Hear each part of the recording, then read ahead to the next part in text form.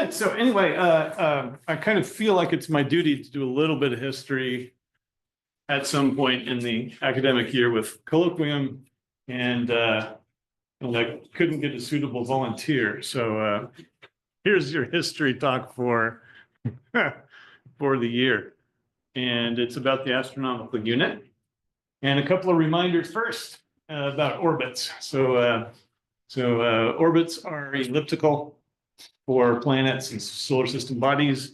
Ellipses have interesting geometries. They have two foci and a center and a major axis. And the parameter we use is A. A is the semi-major axis that reduces to the radius of a circle. Another one that might slip in to the talk is eccentricity. And eccentricity is a measure of the squashedness of the ellipse. Eccentricity 0 is a circle. Eccentricity 1 is a line segment. And anything between 0 and 1 is legal. And then the other thing is, I got to point that way, huh? Or is this not working at all? Oh, I got to click. Yeah. Mysterious, you got to click that thing. The other thing is the line of nodes. So if you're talking about the solar system, we usually, as a reference plane, we use the Earth-Sun orbit. So that's called the ecliptic. And so that's our coordinate system. And then any other orbit is going to be on a different plane. So if you have one plane crossing another plane, the astronomical term for that line is called the line of nodes. So the moon's orbit illustrated here, the moon's orbit is tilted by about 5 degrees. So there's going to be a line of nodes. That line of nodes is going to precess. So the lunar one is quite rapid. It's 18.6 years. And that's, so here's what, 1 year different, 2 years later. Okay, fine. So the place where you can have solar eclipses, lunar eclipses, there's 2 of them, and they rotate fairly rapidly along the sky. But we'll talk about Mars and Venus, and they also have lines of nodes, and those lines of nodes also precess. Okay, so that's my reminder for the main event, which is the distance between the Earth and the Sun. And people have thought about this geometrically for quite a long time. The historical record is fragmentary, but we know that a fellow named Aristarchus, as the Alexandrian Empire was fresh, he wrote a book called On the Sizes and Distances, and that book contained some reasoning as to the relative sizes of the sun, Earth, and Moon, and they're there, Sun, Earth, Moon, and we'll see that figure blown up a little bit. And the main argument is about the phases of the moon. So here's the Earth, and also, by the way, not a single diagram in this entire talk is to scale. Everything is just completely blown out of proportion to illustrate various little details. So here's the Earth, this is the moon, that's the sun. And there's a kind of interesting dichotomy in that the point where the moon is half illuminated is shown here.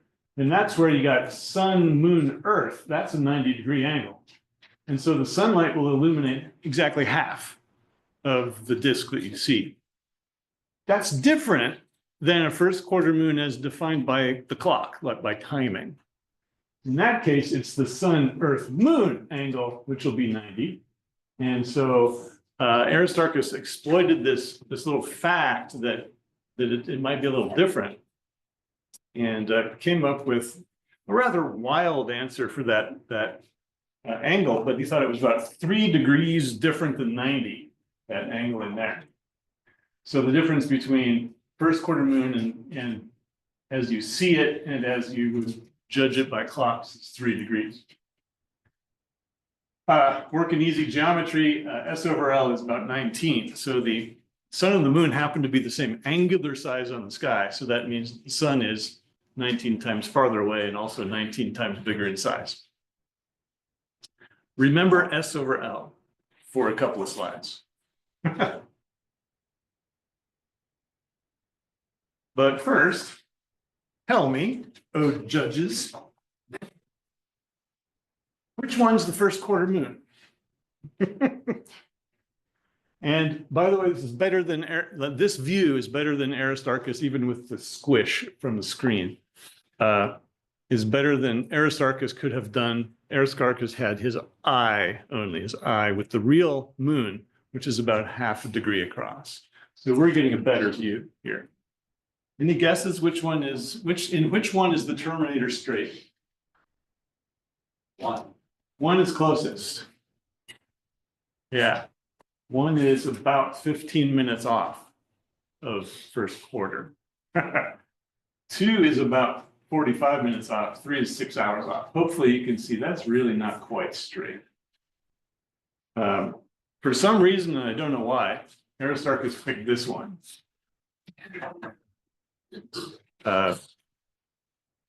Maybe it's just too easy doing this. I don't know. It's hard. It's a hard measurement. It's really close to that 90-degree mark. But let's carry on with Aristarchus. So here's a diagram of the sun, the earth, and the moon lined up as if a total lunar eclipse was happening. And the umbra, the dense part of the shadow, should be a cone shape. So it should do this. And I told you to remember S over L. So S over L is capitals here. Because the moon and sun have the same angular size, that also applies, it's a proportionality to, it's also the sizes of the sun and the moon. So you could also use a little s for the radius of the sun, little l is the radius of the moon, little t is going to be the radius of the earth. And then the capital letters are distances between those diagrams. You can pick out some similar triangles in here. So for example, this the half of this triangle with the t on the end is the same shape as this triangle here with the s minus t at the end. So this equation is true. And similarly, you can get distance from the tip of the cone to the earth over L like this. 2 lines of algebra I'm not going to show leads to these 2 equations that give you the lunar radius in units of the Earth's radius and the solar radius in units of the Earth's radius. The other 2 things are S over L, which I told you to remember. So that is known from the first quarter moon bit. So that's an observed thing. You can observe that, and that's just the same thing upside down. And then D over L is going to be the radius of the Earth's shadow over the observed radius of the moon. That can be done also observationally during a lunar eclipse. So here's a lunar eclipse. And there's the moon. You can estimate its radius, in this case with a ruler. And then you can plot some different sized circles on there and try to estimate the size of the shadow on there. And it's about a factor of 3. The Earth itself is between the umbra line and the penumbra line. So the Earth, if you were to put it there, is the middle. So more of a factor of 4 than a factor of 3. So Aristarchus guessed a factor of 2. So, well, a fantastic observer he was not. But there's a factor of 2. He thought this angular distance between first quarter apparent and first quarter by the clock was 3 degrees, which was quite far wrong. It's really far less than 1 degree is the difference there. And paradox, I don't know why he thought this, but he thought that the moon and sun were 1 degree in angular diameter. So not radius, but diameter. They're really half a degree. So that's a very interesting factor of 2 that I can't explain. So the sum of all this is that he did estimate the distance of the astronomical unit to about 400 Earth radii. So further than the moon. And And another bit of historical record we have is from Archimedes. Probably heard of this character as well.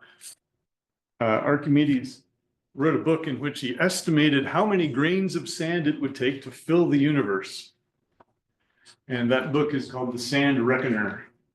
And possibly because he had an ulterior motive to make his number as big as possible, he mistranslated Aristarchus's numbers and came up with 10,000 Earth radii instead of 400, which is fascinating because that's almost half the true value.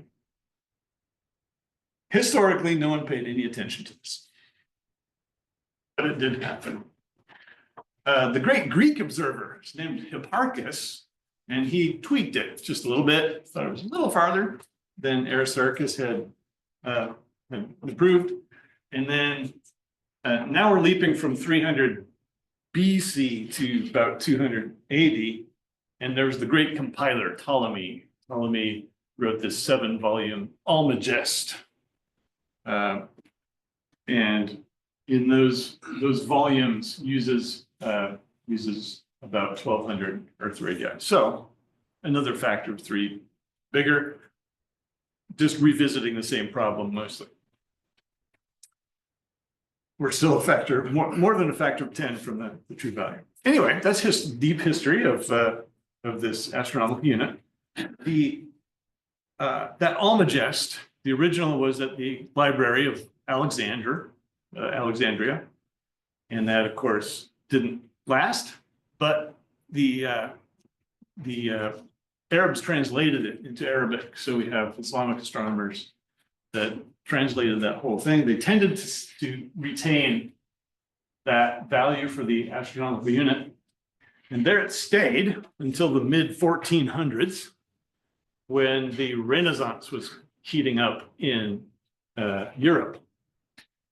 And so Copernicus used that number for his model of the solar system, in which he demoted Earth from the center of the universe to one of many planets that go around the sun. So Copernicus's model was read by Kepler and disbelieved by others, people like Tycho, but they tended to use the old figures.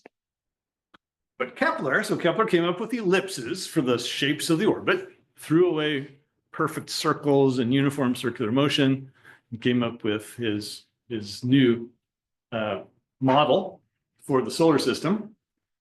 And because he threw out tradition, he had to recalculate absolutely everything. And he couldn't using Tycho's observational data, he couldn't make it work without increasing the distance of the sun by another factor of 3 or so. So Tycho pushed it out a little more, so about 3,500 Earth radii. That was in his book called the Rudolphine Tables, where he was obliged to make future predictions of all the positions of the planets. And he had a table of atmospheric refraction, which was apparently a problem and would continue to be a problem. And lots of other tidbits, including a fantastic map, probably the best map of the time. So Kepler, a lot of reasons to really admire Kepler. I'm a fan. So Kepler's Rudolphine tables were 1627, but the telescope had been invented. So let's go to the telescope era. When we do that, we need to shift to a new term instead of the astronomical unit for a while. It was popularly known as the solar parallax. So imagine a skinny triangle with the Earth as the stubby little bit. So one Earth radius, and then one astronomical unit. And then the angle in there is the solar parallax.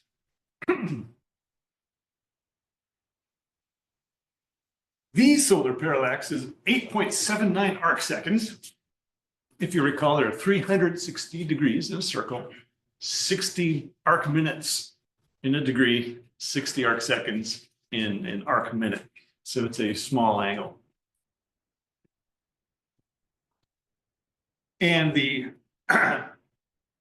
polemic value is about 180 arcseconds. Kepler wanted another factor of 3 on there, but we're pretty far away from 9, which is where we're going. The math is simple, simple right there.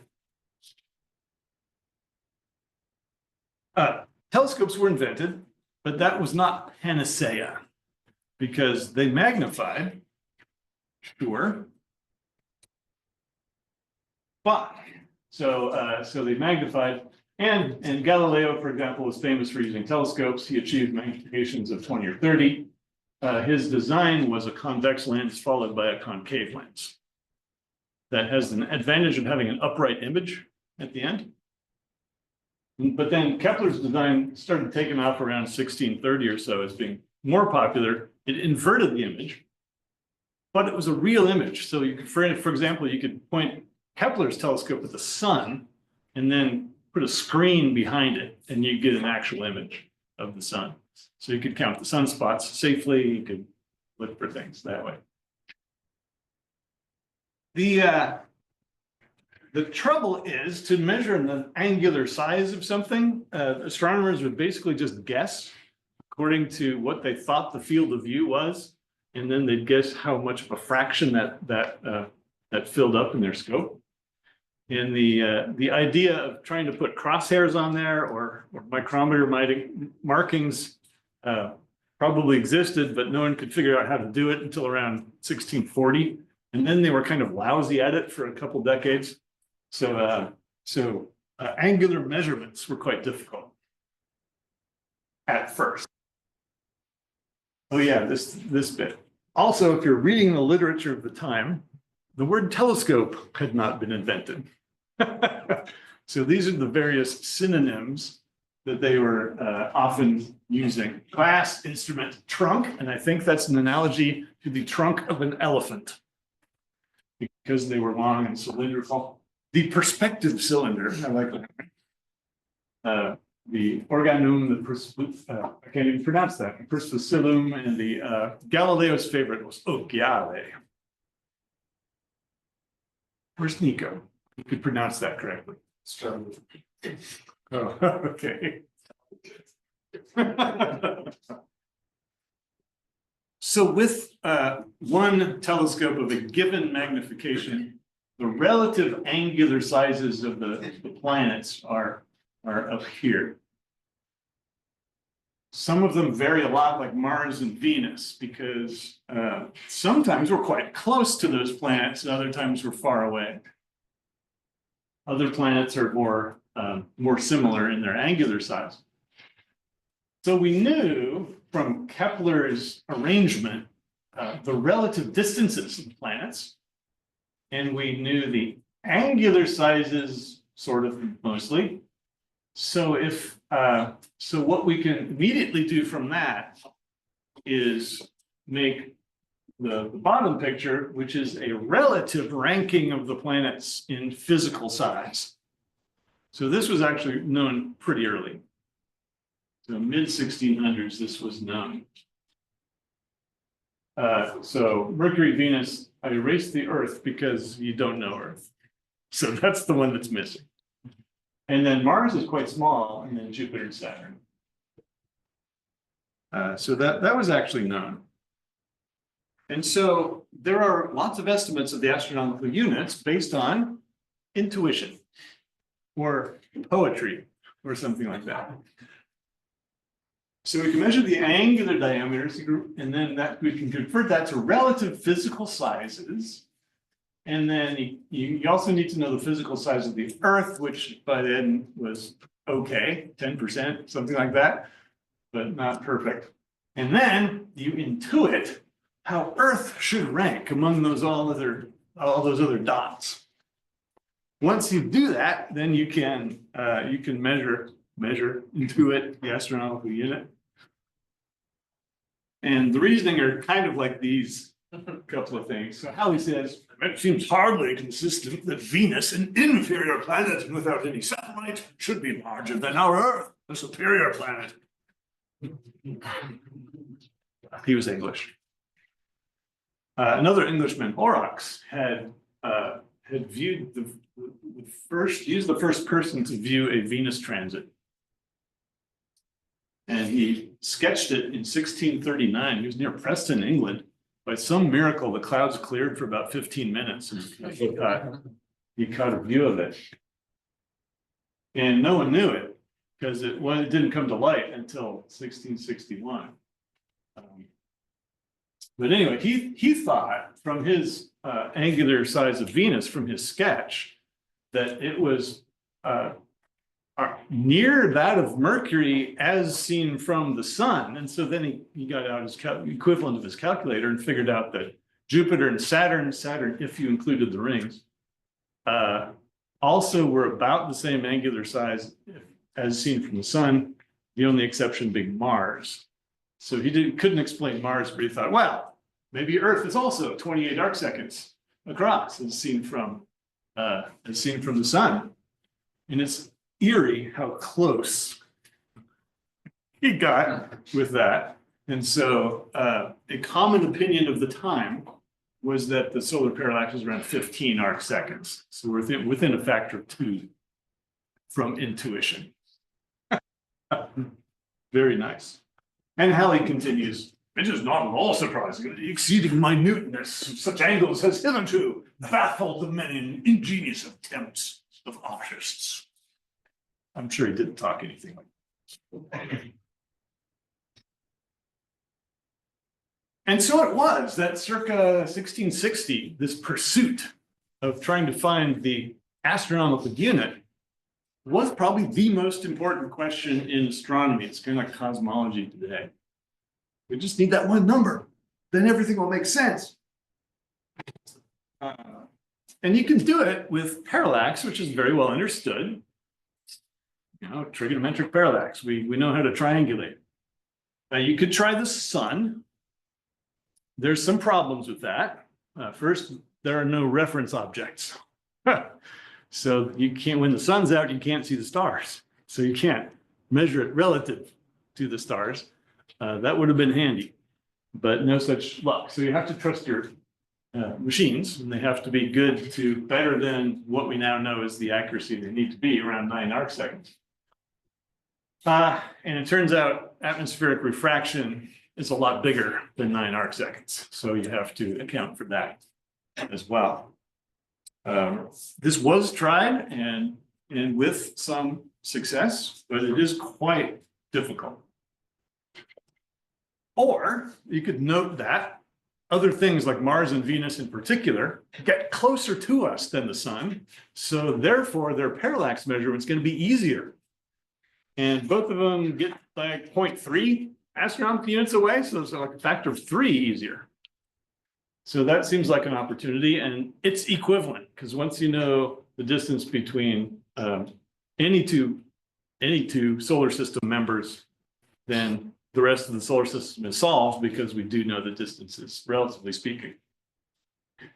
Mars or Venus could be done at nighttime because you have reference stars and the bigger parallax effects, and you can neglect atmospheric refraction. So those are the strategies there.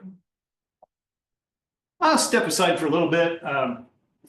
Around this era, this character, Romer, noticed that when Earth was on the same side of the solar system as Jupiter, Jupiter's moons were ahead by 16 minutes from where Earth was on the other side of the sun. And took this to mean that light had a finite speed, which was perfectly true. So there was a interesting thing there. Some people didn't believe him, but there it is. If we had known the astronomical unit, we could have measured the speed of light. Or if we'd measured the speed of light on Earth, we would have known the astronomical unit. Fascinating. Speaking of people who didn't believe Romer, Cassini didn't. Cassini was an Italian and quite an accomplished astronomer. In 1665, the French Academy of Sciences opened, and Cassini was invited to come Well, he came and he made a big impression, and he was nearly running the place after a short time. And so he knew that there was going to be a Mars close approach in about 1672. So in 1671, he sent Jean Richet off with a shipload of instruments to Cayenne. Cayenne is in French New Guinea or something like that, right? It's in South America. It's near the equator is the point. I guess the other point is it's far from Paris. So the idea is to try to get a parallax measurement for Mars from this. So Cassini would observe from Paris and Richet would observe from Cayenne. And there was a close approach in 1672. They were scooped a little bit by Flamsteed. Flamsteed used parallax in an interesting way. During a single night, the Earth rotates. And so Flamsteed used this, it's called diurnal parallax. So in the early evening, he'd observe Mars, and then in the near morning, he'd observe again, and Mars should have shifted positions. Normally, this is completely impossible because Mars goes about 900 arc seconds a day on average. So you're going to measure some tiny little bit of that. It's almost impossible. But right near observation, before opposition, I should say, when Earth and Mars are the same side of the sun, there's this thing called a retrograde loop. So Mars appears to go forward usually, but then when you're near opposition, it'll stop apparently. It'll appear to go backwards for a while, and then it'll go forwards again once opposition is passed. So he used like that day when Mars was essentially stopped, and he got an estimate for the Martian parallax. And it was 10 arc seconds. Fascinating. Cassini had to wait a little while, but travel being what it was in 1673. But Jean Richet returned in the following year, and Cassini calculated 9.5 arc seconds. Fascinating.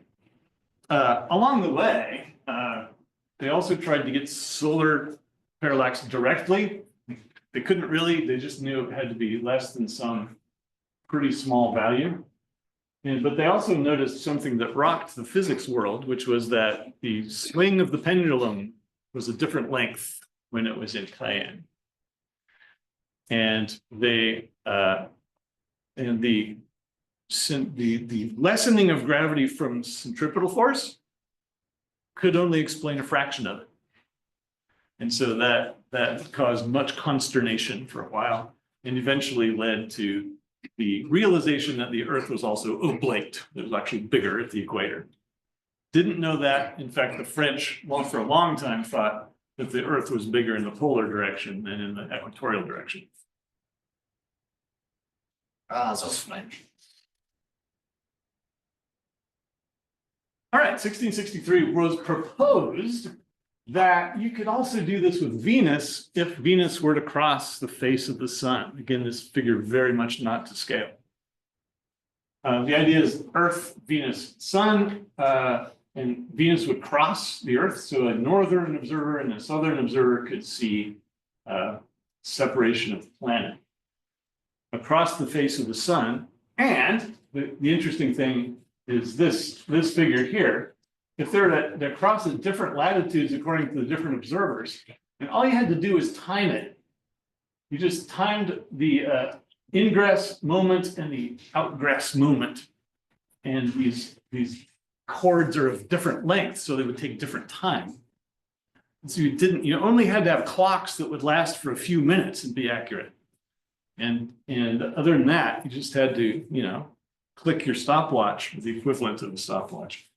At the right time. The trouble with Venus transits is that they are rare. They occur in pairs. The pairs are 8 years apart. And so until the 21st century, there have only been three pairs. 1631, 1639. This last one was observed by Horrocks and his friend Crabtree. And then we're here at 1663 when this method was invented.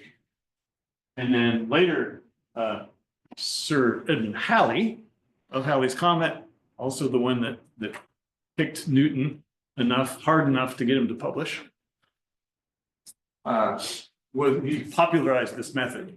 So by this second set, it was a well-known but untried method for finding the astronomical unit. And so, so this was unprecedented in the enthusiasm level that it generated. Halley's corrections, calculations were a little bit off. This is the 1761 track. He thought it was going to be a lot more south than it was. And he thought, and the further you get south, the more difference there is in these two similar tracks. And Venus is like 66 arcseconds across, and you might expect a maximum of like 30. So it's like maybe half of Venus, which seems doable. The best one is that one in 1874. So that one actually did generate a lot of interest still, 1974. The other thing not appreciated was the black drop effect. It was already surmised that the first moment that Venus's silhouette touches the solar limb, that exact moment would be really hard to time exactly because you don't know when it's coming. And then all of a sudden there's this dimple in there and you're like, oh no, when was it, right? That sort of thing. But it was thought that the second contact, when Venus entered, you could really get that within a second, probably better than a second. Turns out, no, you can't. So a combination of the blurriness of the telescope and the atmosphere and the atmosphere of Venus itself contributes to this. And it's best seen here. Venus is actually inside the solar limb here, but there's still this black lane across there. And by the time you figure out that, okay, Venus is really in there, that sort of teardrop thing disappears really suddenly. And so it's really hard to actually time this to better than 10 seconds. Yeah, what's a factor of 10 between friends? So it wasn't as accurate as they thought. Enthusiasm. So a gentleman named Delisle coordinated international effort, completely unprecedented. 63 observatories were set up. A lot of astronomers just stayed home, made their observations from wherever they were, but a lot also went on expeditions to set up observatories elsewhere in the world. For example, Captain Cook went to Tahiti, Mescaline went to St. Helena, Father Hell, I gotta love that name, went to Norway. Mason and Dixon, you might have heard of those names in conjunction with each other. They went to the Cape of Good Hope, and Jean d'Artharoche went to Russia. You notice some notes there. Travel was dangerous in those days. The French and the English were at war. This was an international cooperation. By and large, the English let the French ships by, and the French let the English ships by if their purpose was to observe the transit of Venus. But mistakes were made. And so Mason and Dixon's ship was attacked while it was still in the English Channel and killed 11 of their crew. They still went on to the Cape of Good Hope and got data down there. d'Artharoche made it to Russia and back, but then for the second of these pairs, he went to America and perished shortly after. The sole remaining astronomer in the party barely made it back with the data from that. So there's something romantic about that. And Legentil, his full name was Guillaume Joseph Hyacinthe Jean Baptiste Legentil de la Galazière. And he sailed from Paris in 1760. He's bound for Pondicherry.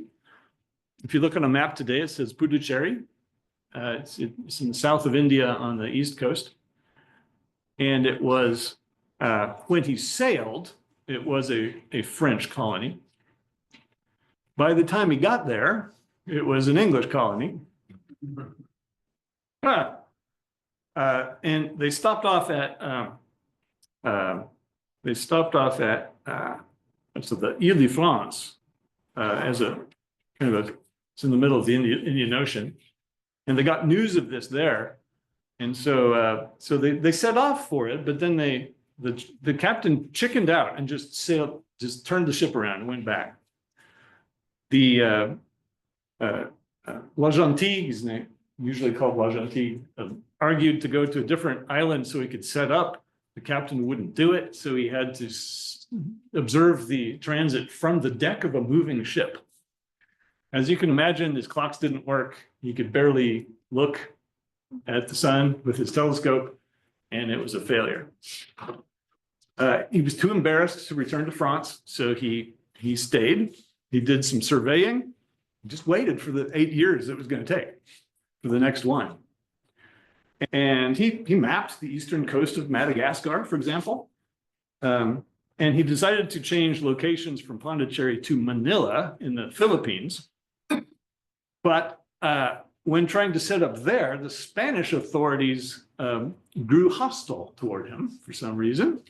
And he had to give up on Manila and ended up back at Pondicherry because the French had taken over again. So it was now French.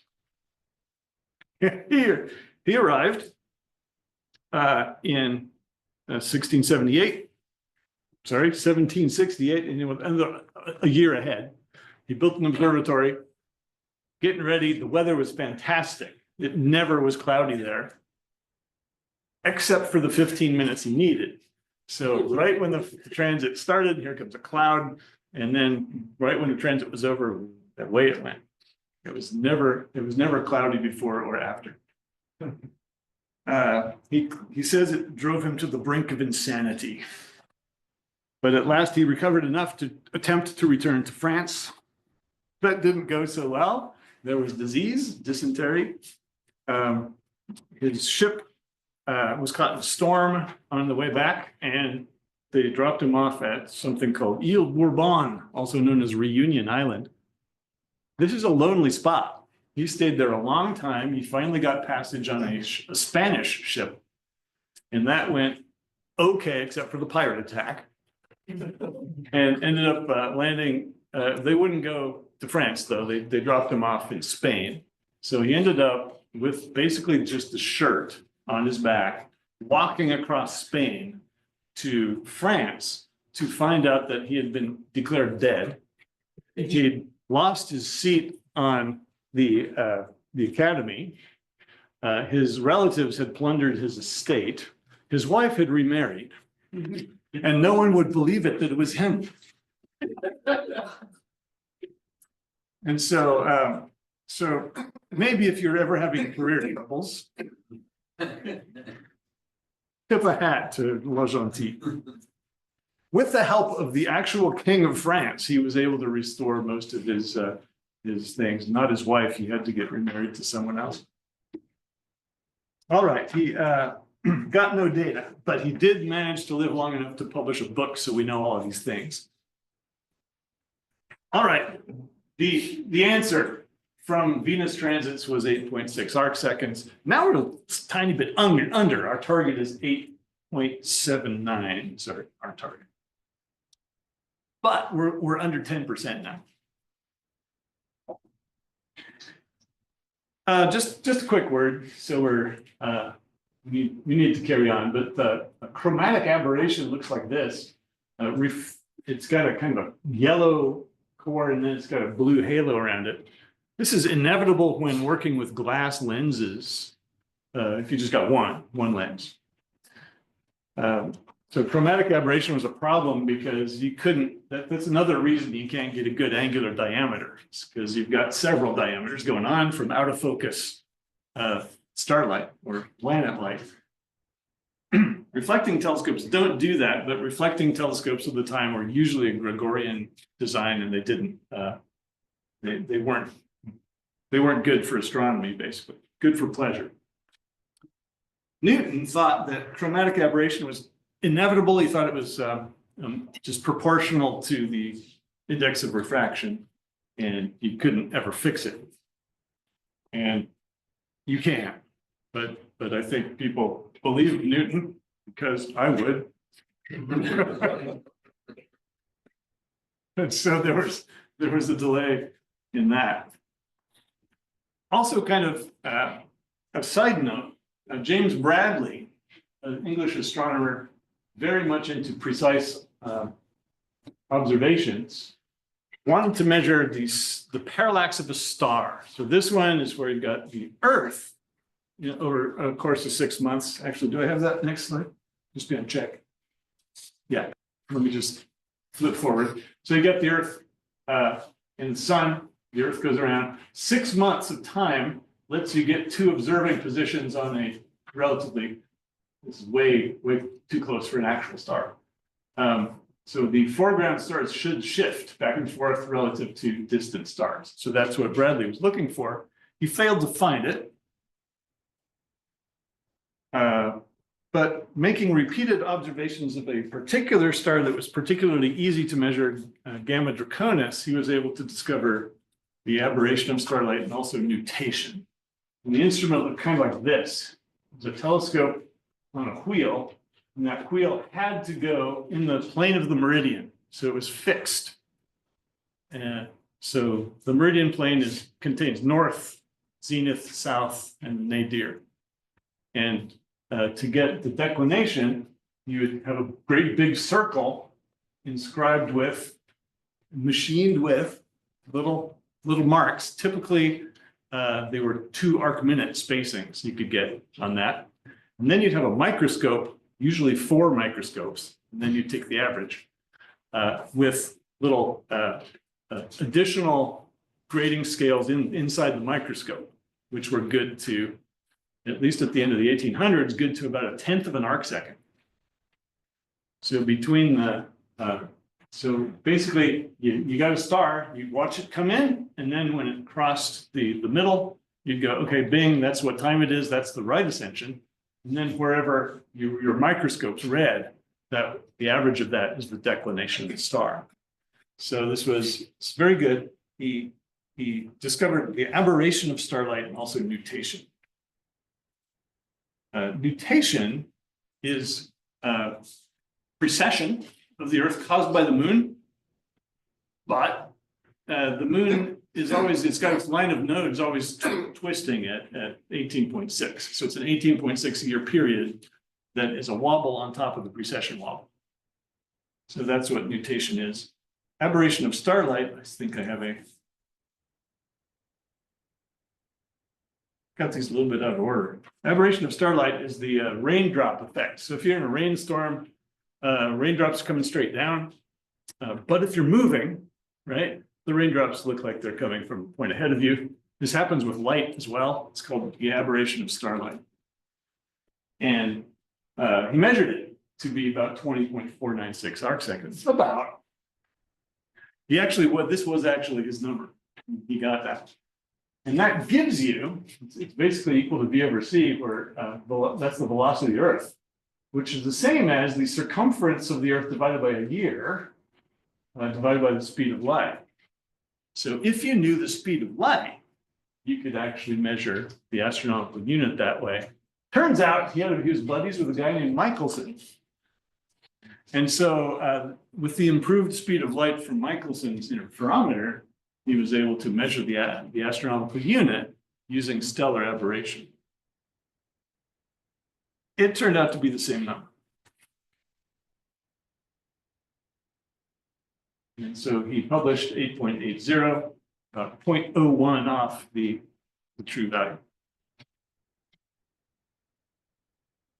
Right, and so as we close into the end here, as time goes by, we discovered an asteroid which had fantastic characteristics for this asteroid 433 Eros. Approaches within 1/10 of an astronomical unit. It's the same brightness as a star, so you can just measure it plus the nearby stars.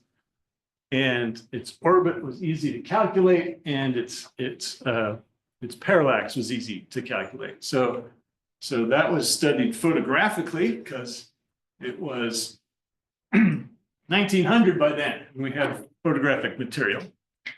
So at Lick Observatory, they took a series of photographs, and then they got a number of 8.807. They repeated it with the same asteroid in 1941 and got 8.790. And we're within 1% at this point.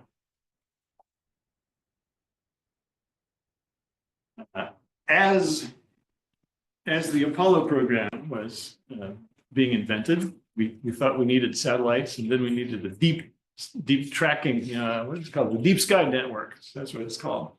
One of the first antennas was this one, and it was also equipped with a radar of sufficient power to reach Venus and get an echo from Venus. So the technical details are fascinating. They would send a code sequence, which is about 2 seconds long.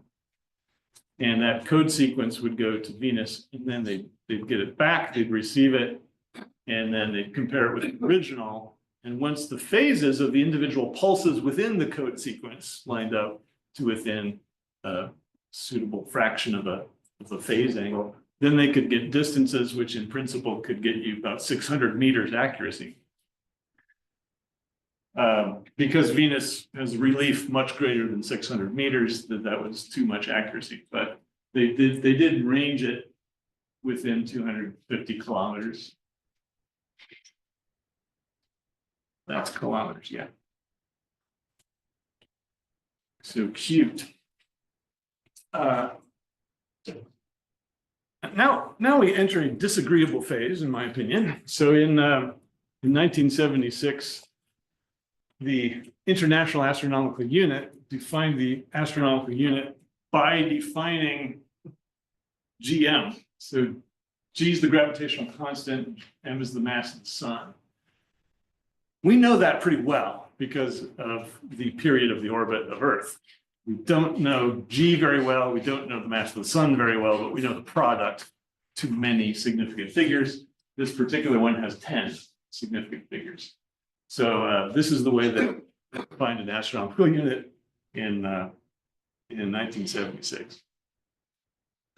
That worked for a while until the SI unit system got reworked in 1983, and suddenly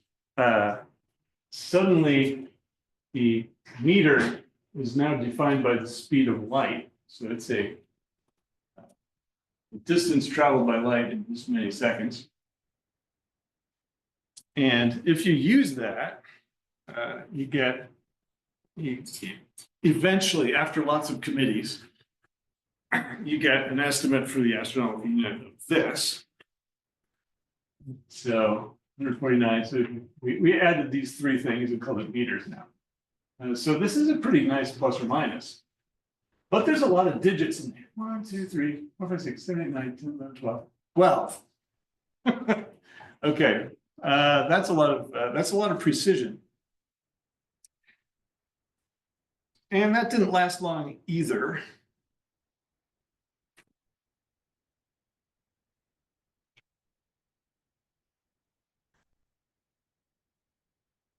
Because at that precision, everything matters. For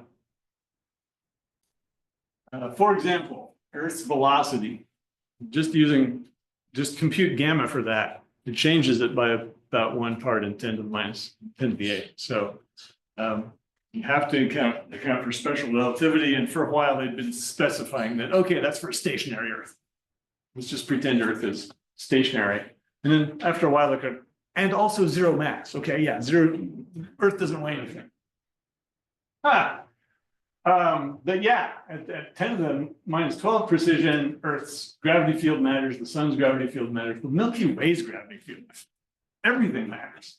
Also, the sun is losing mass because it's shining, right? And so the actual amount of mass that's there is decreasing with time. Plus, it's losing about 10 to the minus 14 solar masses per year anyway with the solar wind. And so that's going to raise the planets over time. And at this precision, you measure that sort of thing directly. And so they killed the astronomical unit. So now the astronomical unit is no more. It is a units change only. It is that number, and it's exact. It's just that number of meters now. So it is now divorced from any physical meaning. So yours truly is actually kind of sad. And a part of me will always be sad about that. And that's what makes me yearn for the romantic days of death by ship voyage. And believe it or not, that is the end of my talk. I'm sorry for the downer at the end.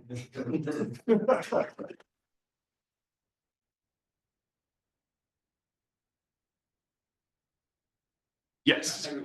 So it's a rough rule of thumb that the apparent diameter of all the planets is the same roughly. And is that explained by the way that they formed out of?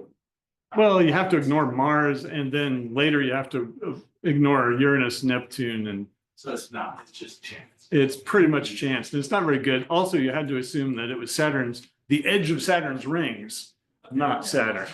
Yeah, so it's weird, but yeah. It seemed like the earliest estimates you talked about were, you're looking at this difference between the apparent quarter moon and the real quarter moon. And you had that little list of things, and it seems like, I can't remember who the first guy was, one of the artists. He gets it really wrong. Yes. A lot of these. And then you look at the subsequent things, and they're improved, but they're not that far away. And you get the impression that, wait, did they just read this guy and say, or did they actually look? Yeah. It seems like if they had looked, they would have realized that a lot of these numbers are not very close. Yeah, and personally, I'm most disappointed in Hipparchus. Hipparchus was the great Greek observer, and I thought he'd have a keener eye than that. I don't know why. Those sorts of things are lost in the fragments of history. Yeah. The narrative seems to say that before Copernicus there was no idea of heliocentrism, but Aristarchus himself was a staunch heliocentrist. Yes, he proposed that. Yeah. Yeah. So just a fun. Yeah, that's definitely a point. Yeah, it's a pity no one believed him or wanted to believe that.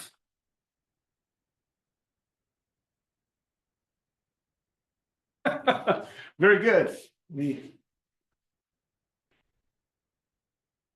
Sharon.